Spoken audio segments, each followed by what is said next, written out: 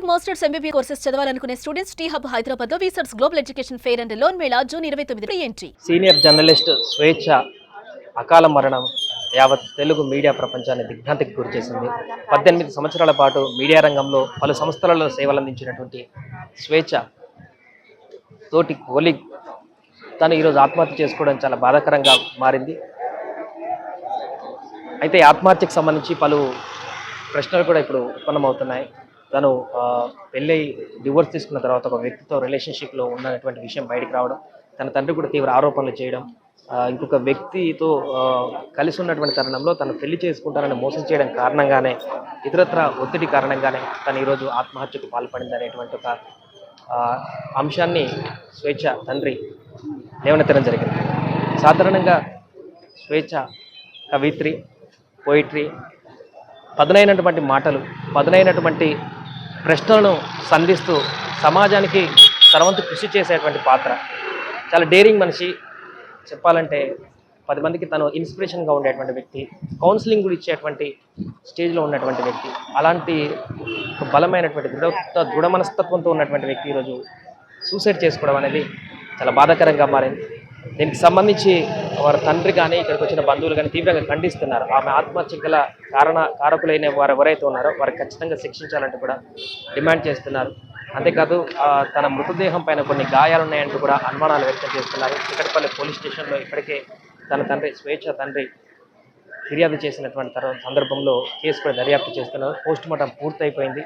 Postmortem అయిపోయిన తర్వాత తనని రామ్నగర్లో ఉన్నటువంటి స్వేచ్ఛ వాళ్ళ తల్లిదండ్రుల ఇంటికి తీసుకువెళ్ళేటువంటి ప్రక్రియ కొనసాగుతుంది. ఇక్కడికి చాలామంది తోటి జర్నలిస్టు మిత్రులతో పాటు బీఆర్ఎస్కి సంబంధించినటువంటి కొంతమంది నాయకులు, కార్యకర్తలు, మాజీ ఎమ్మెల్యేలు, వారితో పాటు స్వేచ్ఛతో అనుబంధం ఉన్నటువంటి శ్రేయోభిలాసులు వాళ్ళందరూ కూడా ఒక్కొక్కరిగా ఇక్కడికి చేరుకుంటున్నటువంటి పరిస్థితి.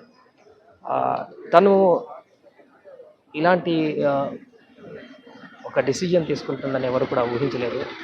తెలుగు మీడియాలో ఉన్నటువంటి చాలామంది యాంకర్స్కి సుపరిచితురాలు, అందరితో కూడా కలివిడిగా ఉండేటువంటి వ్యక్తి, ఎవరితో పోట్లాట పెట్టుకునేటువంటి వ్యక్తి, అందరినీ హక్కున చేర్చుకునేటువంటి వ్యక్తి, అందరితో మంచి మనస్తత్వంతో ఉండేటువంటి వ్యక్తి. గతంతో తనతో పనిచేసినటువంటి అనుభవం కూడా ఉంది. చాలా మంచి వ్యక్తి, చాలా మంచిగా మాట్లాడుతుండేది. ఏమైనా ఇబ్బందులు ఉన్నా కూడా ఆమె మాట్లాడేటువంటి పరిస్థితి ఉండేది. సజెషన్ కూడా చేస్తుంటుంది, పోయిటరీ చేస్తుంటుంది, కవితలు చెప్తుంటుంది. అలాంటి ఒక జర్నలిస్ట్ ఈరోజు లేదనేటువంటి విషయం మా తోటి జర్నలిస్ట్ నాతో కూడా పనిచేసింది, జీర్ణించుకోలేకపోతున్నాను. ఎలా చూస్తాను? విచారకరం. ఇది ఊహించని పరిణామం. చాలా ధైర్యంగా పెరిగినటువంటి అమ్మాయి. చిన్నప్పటి నుంచి కూడా తల్లిదండ్రులు పోరాట నేపథ్యం కదా, శంకరన్న శ్రీదేవులు వాళ్ళ తల్లిదండ్రులు కూడా ఉద్యమ నేపథ్యం నుంచి వచ్చినటువంటి వాళ్ళు, సమాజాన్ని కలగన్నటువంటి వాళ్ళు, దానికోసం జీవితాలని ఫలంగా పెట్టి పోరాడినటువంటి వాళ్ళు. ఆమె బాల్యం కానీ ఆమె ఎదుగుదల కానీ నల్లేరు మీద నడకేం కాదు. అనేక ఒడిదుడుకులు, కష్ట నష్టాలను ఎదుర్కొని పెరిగినటువంటి అమ్మాయి.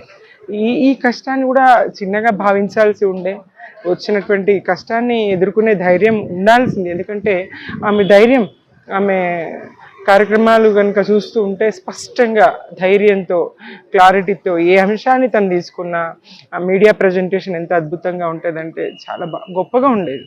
ఏమాత్రం తడబాటు లేకుండా చెప్పదలుచుకున్నటువంటి విషయాన్ని సూటిగా స్పష్టంగా చెప్పగలిగేటువంటి నిబద్ధత కలిగినటువంటి జర్నలిస్టు తెలంగాణ సమాజానికి, జర్నలిజానికి, సమాజానికి నిజంగా మీడియాకు తీరని లోటు. తను ఇంకా గొప్పగా ఎదగాల్సినటువంటి దశలో ఇట్లా జరగడం, ఎవరి జీవితం ఇది పూలపాన్పు కాదు అని తెలిసినటువంటి అమ్మాయి, కష్ట నష్టాలన్నీ చూసినటువంటి అమ్మాయి. తల్లి అనేక మహిళా సమస్యల్ని పరిష్కరించినటువంటి నేపథ్యము, మహిళా సంఘంలో పనిచేసినటువంటి నేపథ్యం, వాళ్ళ కూతురికి ఇట్లా జరగడం, ఆమెనే తను జాలించడం, ఆత్మహత్య చేసుకోవడం అయితే మింగుడుబడని విషయం. నేను వాళ్ళ అమ్మతో కలిసి అనేక సామాజిక ఉద్యమాల్లో పాల్గొన్నదాన్ని, సారా వ్యతిరేక ఉద్యమం కాడ నుంచి మహిళా ఉద్యమాలు అట్లాంటి వాటిలో పాల్గొని చిన్నప్పటి నుంచి స్వేచ్ఛను చూసిన దాన్ని. చాలా ధైర్యం కలిగినటువంటి అమ్మాయి. మరి ఇట్లా ఎందుకు చేసిందో తెలియలేదు. విచారకరం, బాధాకరం. వారి తండ్రి చెప్తున్నారు ఒక వ్యక్తి కారణంగానే ఈ రకమైనటువంటి పరిస్థితి ఈరోజు వచ్చిందని చెప్తున్నారు.